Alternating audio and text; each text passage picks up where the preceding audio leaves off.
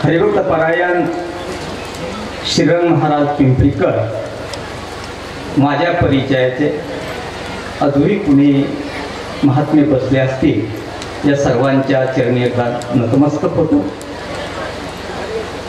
त्याचबरोबर वरची जी मंडळी आहे, जी गावातली खाली बसलेली भजनी मंडळी आहे, त्यांना नम्रतेची विनंती करतो की आपण थोडीशी जागा स्टेजवर जागा राहू द्या, आपण खाली बसा, थोडंसं बसा खाली। आज योगायोगानं ताई साहेबांच्या कलशारोहणानिमित्त व सभागृह लोकार्पण सोहळ्यानिमित्त या परिसरामधले सर्व गुणजन मंडळी, त्याचबरोबर भाग्यशाली आमचे जावाई आणि भाग्यशाली आमच्या मुली बहिणी या कार्यक्रमामध्ये उपस्थित आहेत। पंचकृषीमध्ये मथुराम बाबाची शब्दावर ज्यांचा विश्वास आहे, ताई साहेबांच्या शब्दावर त्यांचा विश्वास आहे, अशी गुणवान या ठिकाणी नागरिक मंडळी या कार्यक्रमामध्ये उपस्थित आहे। सर्वांच्या चरणी पुनश्च एकदा नतमस्तक होतो आणि पुढील कार्यक्रमासाठी मी या ठिकाणी काही पाहुणे मंडळी या ठिकाणी आहेत, भजनी मंडळी, वही बसलेली नवीन जी मंडळी दिसायला लागलेली आहे ही खरं म्हणजे रत्न, पाचू, माणिक आणि हिरे, त्याच्यामध्ये 24 कॅरेटचा हिरा सुद्धा आहे। बाकीचे हिरे आहेत, कारण आपल्याला आपल्या उपमा देत असताना कुणाला कमी लेखू नये, त्यामध्ये कॅरेट सोनं किंवा 24 कॅरेटचा हिरा या ठिकाणी योगायोगानं कावळ्याच्या हाताताळी म्हणजे आंधळ्याच्या हातामध्ये कावळा सापडला तसा आपल्या सानिध्यामध्ये, की यूट्यूबवर बरेच वेळेस कुणीतरी अभंग जोडणी बघता बघता ढाले गुरुजी अशा प्रकारचा शब्दप्रयोग आपल्या त्या ठिकाणी त्यांचं वाद्य गायनात नाही, पण याच देही याची डोळा हा अनुभव मात्र ताई साहेबांनी आणलेला आहे। त्यामध्ये आपण भाग्यवान आहोत। आजच्या दिवसाचा इतिहास आहे। आपण म्हणतो की धन्य त्याची माता पिता। कुणाची माता पिता धन्य आहे? की ज्याची इच्छा होती, काय इच्छा होती? पुत्र व्हावा ऐसा गुंडा, परंतु कशातला गुंडा महाराज? संप्रदायातला गुंडा, की ज्याच्या हाती त्रिलोक्याचा झेंडा आणि ही पताका घेऊन या ठिकाणी ढाले गुरुजी आलेले। आमचे शिवचे शेजारी 10 वर्षामध्ये त्यांची आमची नाळ तुटली। आमचे स्वर्गीय आसारामजी गुरुजी त्या सप्त्यामध्ये त्यांना आवर्जून बोलवायचे, परंतु कालांतरानं त्यांची आमचे थोडेसे अंतर दुरावलं। परंतु योगायोगानं ताई साहेबांनी त्याला पद्माकरजी बुवा पेवेकर म्हणून ज्याचं नाव लौकिक आहे या भागामध्ये ते उपस्थित आहेत, त्यांचं सुद्धा आपण सर्वांचं त्यांना त्यांचे आभार व्यक्त करू।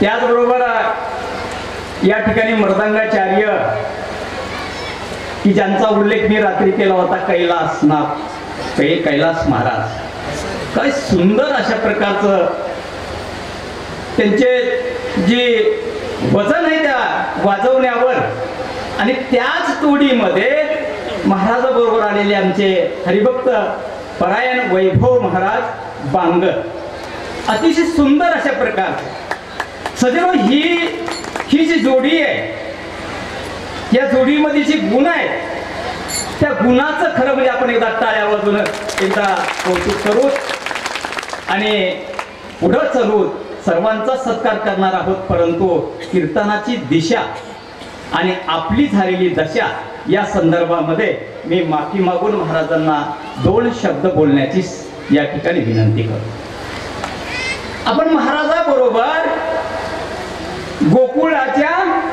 सुखा अंत पार नाही लेखा. गोकुळामध्ये गेलो. गोकुळामध्ये गेलो. कशा निमित्ताने गेलो? ताई साहेबाच्या कार्यक्रमाच्या निमित्ताने गेलो.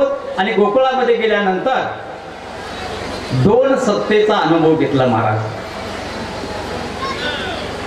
साहेब 2 सत्ता कोणत्या? एक राजसत्ता, की राजसत्तेमध्ये कृष्ण अवतार घेतो. कशासाठी सर? कशासाठी? तर जनतेच्या उद्धारासाठी ती राजसत्ता आहे. आपल्या डोळ्यासमोर समाजभिमुख कार्य करणारा जो कृष्ण आहे त्याची लीला आपण ऐकली.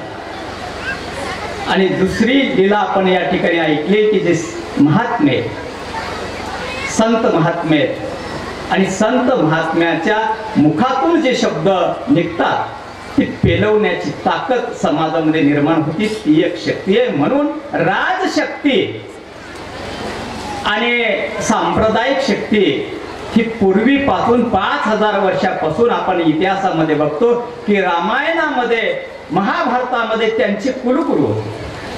दोन्ही सत्तेचं कार्य एकच.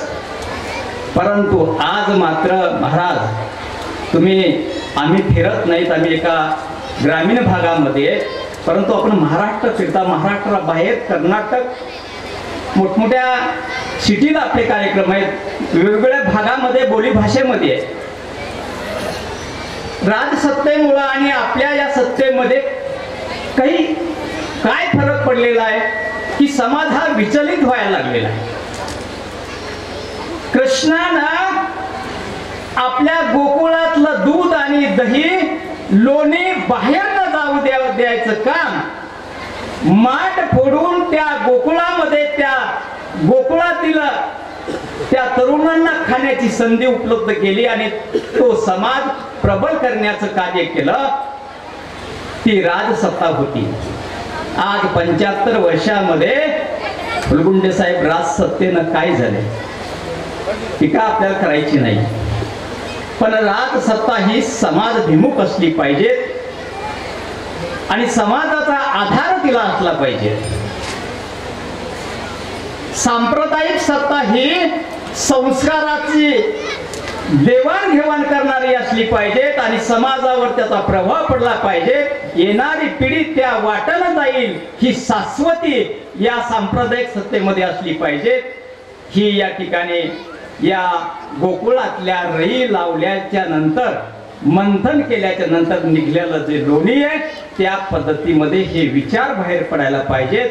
आणि ते आज त्या विचारामध्ये तुम्ही सांगितलं गायी नाहीत. बसानबाई, कार्यक्रम संपलेला नाही की ज्या अट्टहासानं हा कार्यक्रम आपण घेतलेला आहे त्याला थोडासा वेळ आहे. पाणी प्यायचं मलाही तहान लागली, माझं बी तोंड कोरडं पडलंय. पण पुन्हा संधी नसतीये. पुन्हा कार्यक्रम एवढा होत नाही. होणार आहे तो रामनवमी ते हनुमान जयंतीला होणार आहे. आणि म्हणून एक विशेष विनंती करतो की दोन्ही सत्तेचं कार्य प्रांजळपणानं समाजाच्या भिमुख असलं पाहिजे अशी विनंती करतो. महाराजांनी या ठिकाणी एक शब्द आमच्या महिलाच्या संदर्भामध्ये चांगला वापरला. काय झालं महाराज, ताईसाहेब आणि महिला याच्यामध्ये अंतर आहे. ताईसाहेब ह्या महात्मा होत्या आणि महिला ह्या संसारिक स्त्रिया आहेत. संसार करता करता परमार्थ करायला लागलेल्या आहेत. तुम्ही आमचं मंदिर बघितलं नाही, परिसर बघितला नाही. ताईसाहेब उल्लेख केला तुम्ही, ताईसाहेब मंदिरामध्ये जात होत्या. अरे वावटोळीमध्ये ताईसाहेब गुप्त झाल्या आणि ताईसाहेबांनी संसार सोडून दिला. त्या ताईसाहेब होत्या ही एक ओळख आहे. दुसरी ओळख सांगता येईल की महाराष्ट्रामध्ये ज्यांच्या शर्टाला खिसाच नव्हता असे नथुराम बाबा ज्यांनी महाराष्ट्राच्या बाहेर हा परमार्थ घेऊन घातला ते त्यांचे गुरुबंधू होते. ही दुसरी ओळख आहे. आणि म्हणून आपण स्त्रियांनी ताईसाहेबाची बरोबरी करून मंदिरामध्ये प्रवेश करू नये किंवा मंदिरामध्ये गेले तरी तुम्ही दररोजच्या पद्धतीमध्ये जाता आणि त्या अमरेश्वराचं दर्शन घेऊन परत येता. काय व्हायला लागलं, माग परभणीला एक महात्मा आला. त्या महात्म्यानं सांगितलं बिल्व पत्र, अहो कमरे इतका ढीग व्हायला लागला. महाराज कुठं उल्लेख आहे का? आणि आमचा जो पुजारी आहे बसलेला आहे तो भगवत रुमाल आहे, बिल्वपत्र कमरे इतका ढीग व्हायला लागला आणि उचलायला तो एकटा आहे. काही मर्यादा असतात महाराज, आपण ऐका परंतु आपल्या हिताचं ऐकलं पाहिजे. महाराजांनी नंतर सांगितलं की मन आणि शरीर हे दोन्ही सुद्धा करून आपण जर मंदिरामध्ये प्रवेश केला तर काहीच हरकत नाही, परंतु ते कटाक्षाने आपल्याकडून पाळणं होत नाही. म्हणून आपला जो नियम आहे त्या नियमाप्रमाणे त्या अमरेश्वराचं दर्शन करायचं आणि आपलं पाठीमागं फिरायचं. तिसरा मुद्दा महाराजांनी या ठिकाणी उपस्थित केलेला आहे की परमार्थ म्हणजे काय. खरंच महाराज जिवंत एक जाचीवर प्रश्न आहे. सरकारच्या काही चुकीच्या धोरणामुळे अर्ध तिकीट मोफत, अरे सासू ठुली घरी आणि बाई गेले नवरा घेऊन वारी. कोणता परमार्थ आहे महाराजा? परमार्थ कोणता आहे याला सुद्धा चाप बसायला पाहिजे. ही काळाची गरज आहे. समाजभिमुख आहे शब्द. आणि म्हणून ह्या गोष्टीला परमार्थ करत असताना न लगे साया असं जाव्या वनंतरा सुखी येतो घरा नारायण ठाईच बैसून करी एक चित्त आवडी अनंताळ व्हावा. ज्यांना शक्य नसेल आई वडिलाची सासू सासऱ्याची सेवा करा आणि गावात परमार्थ नाही का? अरे आपला भाग्यवान आपण आहोत की ज्या ग्रामामध्ये नथुराम बाबासारखा महात्मा जन्माला येतो, विठ्ठल महाराजासारखा महात्मा जन्माला येतो. त्यांचे गुरु आपले शिवराम बाबा की ज्यांनी या परभणी जिल्ह्यामध्ये संप्रदायाचं दान केलेलं आहे. त्या ग्रामामध्ये आपला जन्म झालेला आहे ना. काही अंतरावर जे मंदिर आहे त्या मंदिरामध्ये आपण नेहमी जाता. 4 वाजता महाराज आमच्या इथला समाज महिला 4 वाजल्यापासून 7 वाजता कंप्लीट आरती असते. आरतीपर्यंत 200 महिला आणि पुरुष त्या ठिकाणी सकाळच्या आरतीला आणि दर्शनाला जातात. हे आमचं भाग्य आहे. ही संतांची शिकवण या ठिकाणी आहे. काही दोष सुद्धा असतात महाराज. रुमाल आहे पांढरा आहे परंतु त्याच्यावर काळा डाग आहे. माणसाचं लक्ष काळा डागाकडे जातं, पांढऱ्याकडे जात नाही. हे दोष आपण बाजूला सरला पाहिजेत. आणि म्हणून सर्वांना एक विनंती आहे की आपण आपल्यातले दोष बाजूला काढण्यासाठी आपण मंदिराच्या दर्शनासाठी सकाळी जायचं. यानंतर या ठिकाणी हरिभक्त परायण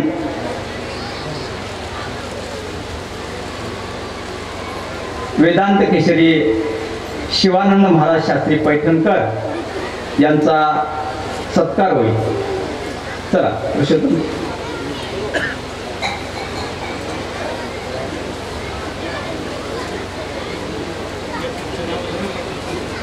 ते चौघ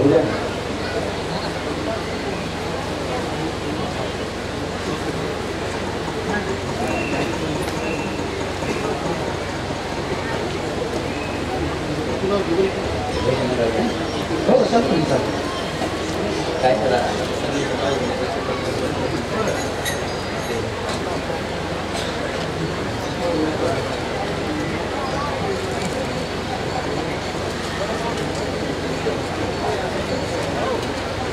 वेळेच्या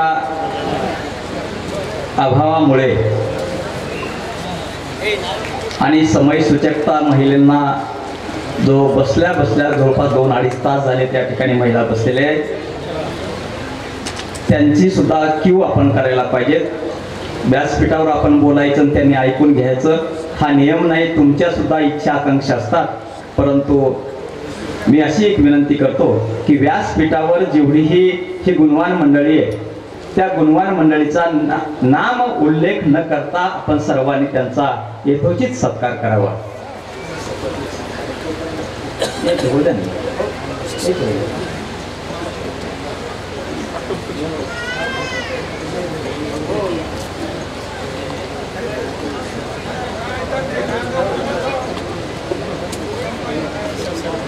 समय सूचकता हा शब्द वापरलेला आहे. त्यामुळं नाव न घेता या ठिकाणी गुणवान मंडळी आहे त्या सर्वांचा व्यासपीठावर जी बसलेली मंडळी आहे टाळकरी त्यांचा सर्व या ठिकाणी कार्यकर्त्यांनी त्यांचा सत्कार करावा.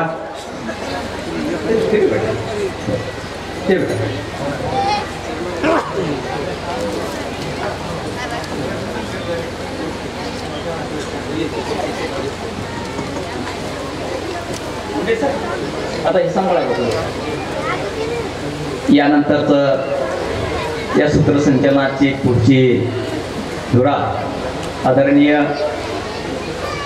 आमचे स्नेही सहकारी गावाचे जावाई आणि बोलण्यामध्ये ज्यांचं खरंच वक्रत्व आहे की ते बसल्यानंतर ऐकावंच वाटतं असे आमचे मुंडे सर त्यांना अशी विनंती करतो की त्यांनी पुढील कार्यक्रम आपण हाताळावा.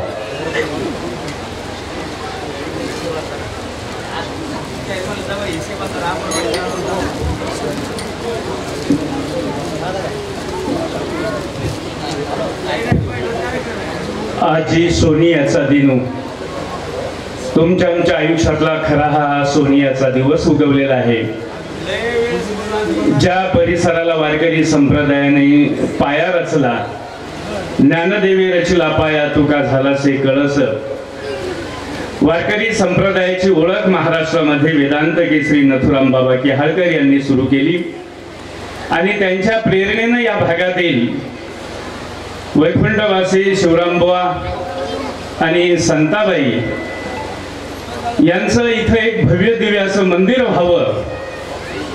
शशिकलाबाई व्यंकटराव मस्के आणि व्यंकटराव जोधभाराव मस्के यांचं आज स्वप्न पूर्ण होतंय. अर्थातच संत हे कुठल्या जाती धर्माचे नसतात, त्यांचं कार्य हे सर्व धर्मासाठी सर्व जातीसाठी असतं. कारण जातीपातीच्या पलीकडचं जे काम करतात त्यांना संत असे म्हणतात. आणि म्हणून आज या परिसरातील सर्व लेकी ह्या स्वतः कार्यक्रमाला उपस्थित राहिल्या. त्याचे कारण असं आहे की मंदिर जरी भावजाईंनी बांधलं असलं, मंदिर जरी भावांनी बांधलं असलं आणि एखादी जर भावजाई जर म्हणत असेल की हे काम आम्ही पूर्ण केलं, तर नथुराम बाबा केहाळकर म्हणायचे ती बहीण त्यावेळेस उत्तर द्यायची कळस तर माझाच आहे ना. आणि म्हणून हा कळसाचं भाग्य बहिणींना का देण्यात आलं त्याची ही पुराणामध्ये सांगितलेली अशी पार्श्वभूमी. आणि म्हणून कुठल्याही बंधुभावाचं नातं हे बहिणीशिवाय पूर्ण होत नाही.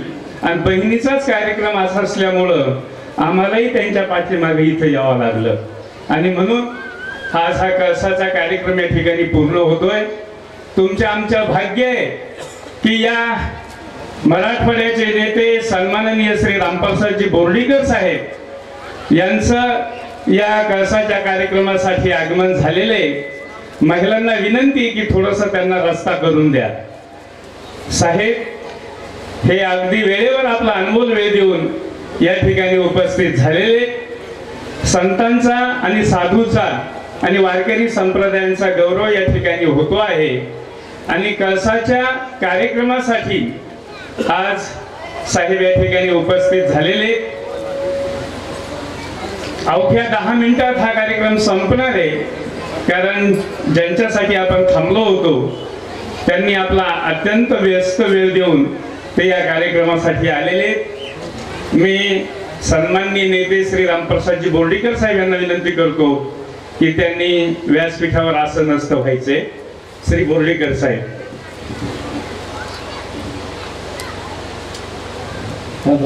साहेब, निश्चितच आजचा दिवस हा भाग्याचा आणि सोन्याचा आहे. उजळले भाग्य. आता आपण पहिल्यापासूनच आपल्या राजकीय कारकिर्दीची जेव्हा सुरुवात केली त्यावेळेस नथुराम बाबा व्यासपीठावर मान्यवरांना विनंती की थोडंसं आलेल्या बाहेरच्या पाहुण्यांना विनंती की खाली बसावं. साहेबांनी सुद्धा नथुराम बाबा केहाळकर यांच्या आशीर्वादानं आपल्या राजकीय कारकिर्दीला सुरुवात केली. एक ना नव्हे दोनदा वेगवेगळे आघात त्यांच्यावर आले, परंतु संतांचं कवच आशीर्वादांचं आणि जनतेचं प्रेम त्यांच्याशी पाठीशी असल्यामुळं समाजकार्याचा हा गाडा त्यांनी पुढे ढकलला. खर तर धन्य माता पिता तयाची या वामनरावजी बोर्डीकर यांचं पुण्य होतं.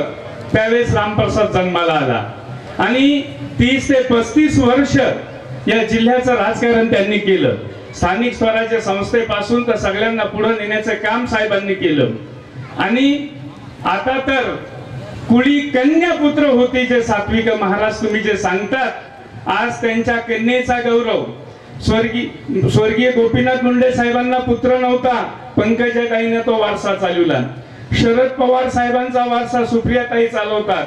आज याच महाराष्ट्रामध्ये नारी शक्तीचा सन्मान काल संपन्न झाला आणि या जिल्ह्याला एक राज्यमंत्रीच्या रूपामध्ये आम्हाला जर एक मंत्रिपदाची जर संधी मिळाली असेल तर ती मेघना दिदीच्या रूपात मिळाली. आणि पुढेही वडिलांचे ते विचार आणि तो वारसा आणि वारसा चालवण्याचे काम त्या करतायत.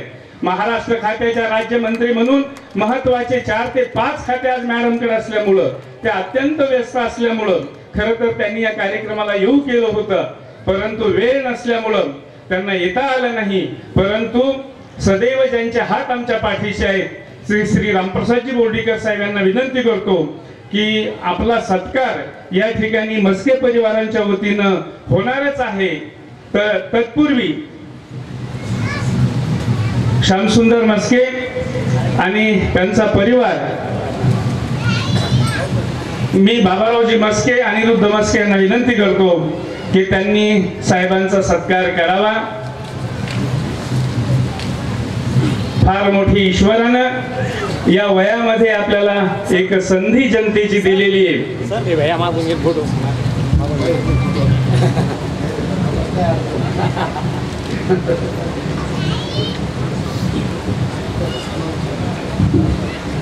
संताबाईचं हे कार्य अवघ्या अंबरवाडीकरांसाठी नाही पण या परिसरासाठी प्रेरणादायी आहे.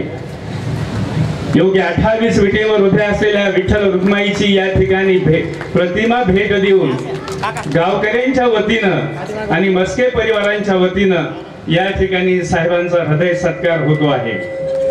कुठल्याही मात्या पित्याला अभिमान वाटावा असं सध्याचं कार्य त्यांची मुलगी ही महाराष्ट्राला करीत आहे. सगळं खाली घ्या. अरे साहेबच ऐका. आणखीन पण आजूबाजूला जे माणसे ते साहेबच ऐकत नाही. साहेबच ऐकून चला रे थोडं. तर आता साहेबांना विनंती आहे की त्यांनी आपलं मार्गदर्शन या ठिकाणी करावं. बऱ्याच वेळेपासून या ठिकाणी माणसं थांबलेले. हॅलो हॅलो हॅलो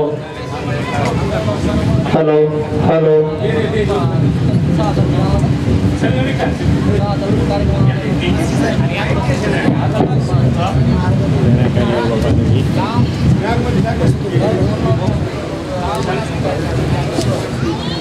खरं पाहिलं तर